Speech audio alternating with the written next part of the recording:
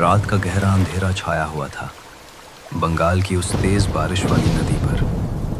पानी की धारा तेज हो रही थी और दो छोटी सी बोट्स बिल्कुल चुपके से बिना आवाज के ग्लाइड कर रही थी। उन बोट में बैठे थे कुछ ऐसे आदमी जो बिल्कुल ऑर्डिनरी दिखते थे। सिंपल लुंगी, लोकल बंगाली बोलने का अंदाज, हाथ में सिर्फ एक छुपा हुआ रेडियो ट्रांसमीटर और एक पिस्तौल। लेकिन ये कोई साधारण इंसान नहीं थे। ये थे रॉ के अंडरकवर एजेंट्स, इंडिया के सबसे छुपे हुए, सबसे बहादुर वॉरियर्स। 1971 के इंडो पाक वॉर के दौरान ईस्ट पाकिस्तान के गहरे अंदर सीक्रेट इन्फिल्ट्रेशन और इंटेलिजेंस मिशन चला रहे थे। उनका मकसद मुक्ति बहिनी को हर तरह से सपोर्ट करना, पाकिस्तानी आर्मी के हर मूवमेंट को ट्रैक करना और इंडिया के नेशनल सिक्योरिटी को बचाना।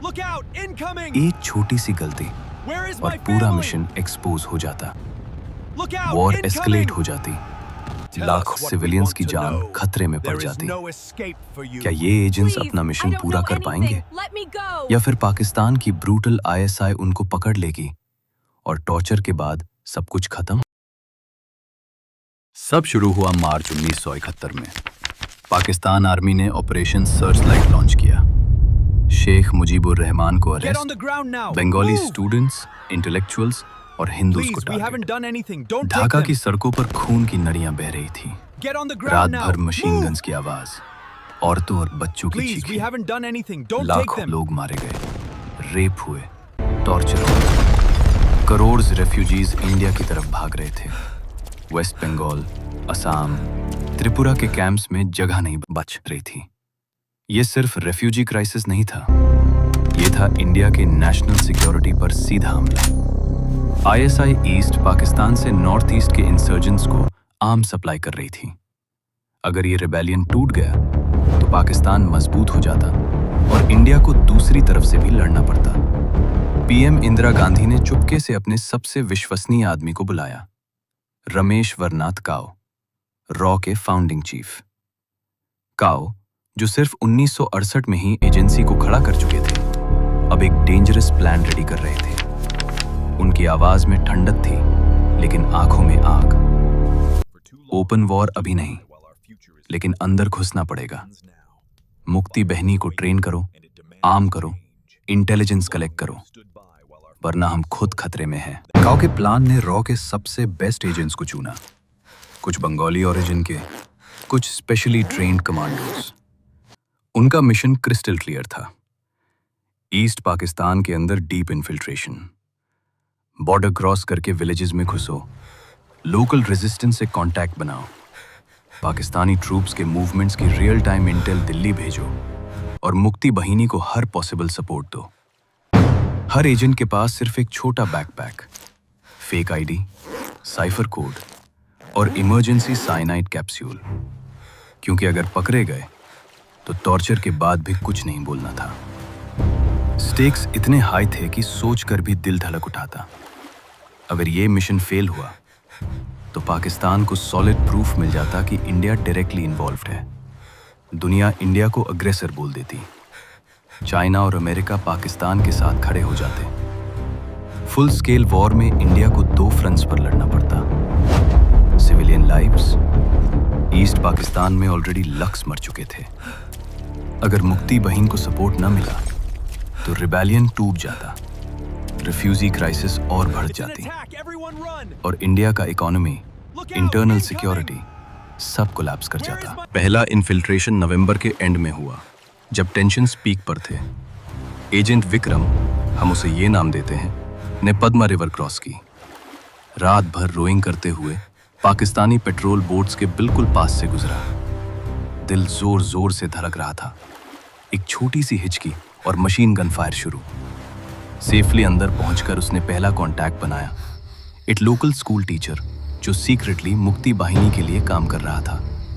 विक्रम ने उसकी आंखों में देखा और धीरे से बोला, हम यहाँ सिर्फ सपोर्ट करने आए हैं, आर्म्स आएंगे, इंटेल चाहिए, लेकिन एक गलती और सब खत्म। अगले दिन वो विलेजेस घूमता रहा, पाकिस्तानी आर्मी कैंप्स नोट करता, सप्लाई कॉन्वॉयज ट्रैक करता। एक बार वो डायरेक्टली रजाकर पेट्रोल के सामने आ गया।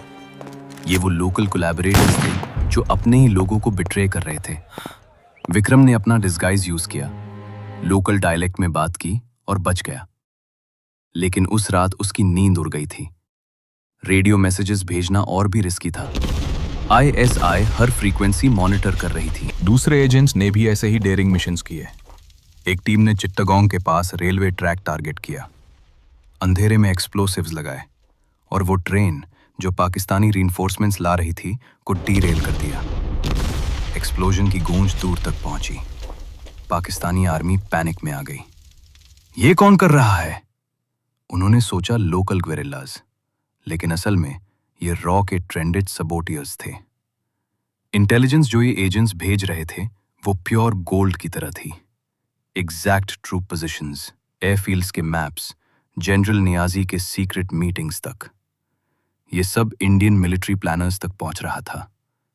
लेकिन हर सक्सेस के साथ डेंजर बढ़ रहा था। एक एजेंट को ढाका के सेफ हाउस में ऑलमोस्ट पकड़ लिया गया। पाकिस्तानी सोल्जर्स ने घेर लिया। उसने लास्ट मिनट एस्केप किया, लेकिन उसके साथ थे मुक्ति बहनी के 5 यंग फाइटर्स। उनमें से 2 उसी जगह शहीद हो गए। एजेंट ने उनकी लाशों को देखा और दिल में सोचा, ये बच्चे अपनी जमीन के लिए लड़ रहे हैं और हम सिर्फ शैडोज हैं, लेकिन हम हार नहीं सकते। दिसंबर 1971 आया और पाकिस्तानी एयर स्ट्राइक के बाद वॉर ऑफिशियली शुरू हुई। अब ये अंडरकवर एजेंट्स और भी जरूरी हो गए। वो मुक्ति बहिनी के साथ साइड बाय साइड थे, रियल टाइम रिपोर्ट्स भेज रहे थे। एनिमी कॉलम यहां मूव कर रहा है, ब्रिज वीक है। एक मिशन में रॉ एजेंट ने मुक्ति बहनी को गाइड किया एक बड़े एमिनेशन डंप तक। सबोटाज सक्सेसफुल हुआ। पाकिस्तानी सप्लाईज जल रही, लेकिन हर पल टेंशन थी। रात को एजेंट सोचते थे, आज पकड़े जाएंगे क्या? घर पर फैमिली इंडिया में वेट कर रही थी, लेकिन ये लोग तो घोस्ट्स बन चुके थे। नेशनल सिक्योरिटी का सवाल था। अगर ये इन्फिल्ट्रेशन न होती तो मुक्ति बहनी टूट जाता। पाकिस्तान ईस्ट पाकिस्तान को कंट्रोल में रख पाता और इंडिया को रेफ्यूजी बर्डन के साथ लड़ना पड़ता। वॉर एस्केलेशन का रिस्क इतना बड़ा था कि एक गलती से पूरा सबकॉन्टिनेंट आग में जल सकता था। एजेंट्स ने साइकोलॉजिकल वॉरफेयर भी चलाया। लीफलेट्स बांटे, रूमर्स फैलाए। पाकिस्तानी आर्मी डीमोरलाइज्ड हो रही थी। मुक्ति बहनी हर जगह है। ये सब रॉ के डीप कवर से हो रहा था। दिल्ली में कॉ कंट्रोल रूम से हर रिपोर्ट पढ़ रहे थे। इंदिरा गांधी को अपडेट देते हुए उन्होंने कहा था, ये छुपी हुई लड़ाई हमारी जीत की असली की है। लेकिन एजेंट्स के लिए ये सिर्फ नंबर्स नहीं थे। एक यंग बंगाली लड़की ने एजेंट से अपने घर की बड़बड़ी की कहानी सुनाई।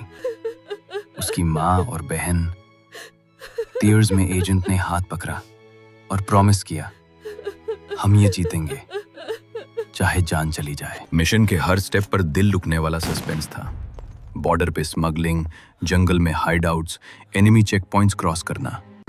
एक बार पूरा टीम को पाकिस्तानी हेलीकॉप्टर सर्च कर रहा था। उन्होंने मुड़ में छुपकर पूरी रात गुजारी। सुबह तक कपड़े गीले, शरीर ठंडी, लेकिन मिशन जारी। ये था वो असली करेज जो दिखाया नहीं जाता। हाई स्टेक्स हमेशा साथ थे। अगर ये एजेंट्स फेल हुए तो इंडिया की नेशनल सिक्योरिटी टूट जाती, वॉर में डिले होता और लाखों सिविलियंस और सोल्जर्स की जान जाती। लेकिन ये शैडो वॉरियर्स ने कभी पीछे मुड़कर नहीं देखा। आज जब हम एक आज़ाद बांग्लादेश को देखते हैं, तब याद आती है उन अंधेरी रातों की, उन एजेंट्स की, उनकी डेयरिंग इन्फिल्ट्रेशन, उनकी इंटेलिजेंस, उनका सपोर्ट जो मुक्ति बहनी को बैकबोन बना गया।